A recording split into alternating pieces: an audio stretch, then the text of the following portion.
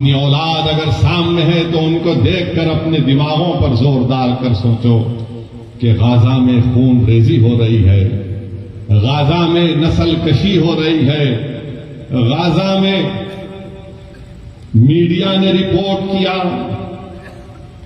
کہ 6 دن کے اندر 6000 بام زائنسٹ طاقتیں برسائی ہیں۔ اسرائیل غازہ میں ایک چھوٹی سی جگہ ہے، غازہ 20-21 لاکھ کی، 6 دن میں 6000 بام غازہ پر گرائے گئے ہیں۔ اور وہی جب آئیسس سے مقابلہ کر رہے تھے پورے ممالک، یہ پورا آئیسس کوئلیشن کے نام سے تھا، تو وہ لوگ 1 مہینے میں 2500 بم آئیسس پر گرائے تھے، اور غازہ میں 6 دن میں 6000 بم گرائے گئے۔ آپ اندازہ لگاؤ اگر یہاں پر کوئی 10 منٹ تک صرف پٹاخے پھوڑنا شروع کر دے گا تو آپ 2-3 منٹ کے بعد بولیں گے کہ بھائی بڑی بے چینی ہو رہی ہے، بس کرو۔ سوچو تھوڑی دیر کے لیے کہ 6 دن میں 6000 بم یہ ظالم اسرائیلی حکومت غازہ پر برساتی ہے۔ 6 دن میں 21 لاکھ کی آبادی ہے، 10 لاکھ لوگ بے گھر ہو چکے ہیں، 10 لاکھ لوگ بے گھر ہو چکے ہیں، اور وہ ظالم حکومت کہہ رہی ہے کہ تم اب نارتھ غازہ سے ساؤتھ غازہ کی طرف چلے جاؤ۔ لوگ بسوں میں جا رہے تھے تو کل بسوں پر بم ڈال دیا گیا۔ آج معلوم ہوا، اخبارات اور میڈیا کہتا ہے کہ غازہ میں 1537 فلسطینیوں کی جانیں چلی گئی، جس میں 500 بچے تھے، 275 خواتین ہیں، 6612 زخمی ہیں۔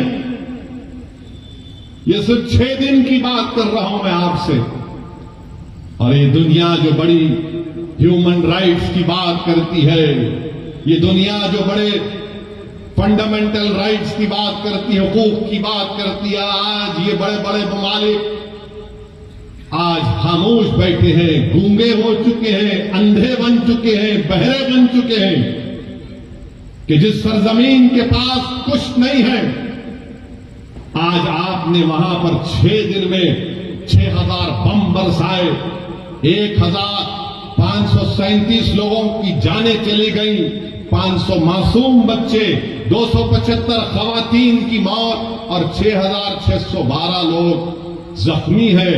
پینے کا پانی نہیں ہے 20 لاکھ لوگوں کے پاس۔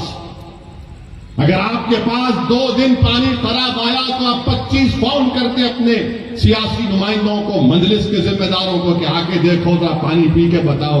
وہاں پینے کو پانی نہیں ہے میرے بھائی، کھانے کو کھانا نہیں ہے غازہ کے لوگوں کے پاس، اسپتال میں دوائیں ختم ہو چکی ہیں، آکسیجن تو دور کی بات۔ اور یہ ظالم، یہ زائنسٹ لوگ کہتی ہیں غازہ کے لوگوں سے کہ تم نارتھ غازہ سے نکل کر ساؤتھ غازہ میں چلے جاؤ۔ پوری بلڈنگیں برباد، بے گھر ہو چکے ہیں۔ ہم نظارے دیکھ رہے ہیں کہ 10-11 سال کا بچہ زخمی ہے، باپ زخمی ہے، بجائے باپ اپنے بیٹے کو ہمت دلائے، 12 سال کا بچہ کہہ رہا ہے کہ ابا رونا بند کرو، میں اچھا ہوں۔ بلڈنگ گری بھی ہے، بلڈنگ کے ملبے سے لاشیں نکل رہی ہیں، معصوم بچوں کو نکالا جا رہا ہے، مگر دنیا خاموش ہے۔ دنیا خاموش ہے، جو بڑی بڑی باتیں کرتے ہیں یہ دولت مند ممالک، کیونکہ مرنے والا فلسطینی ہے۔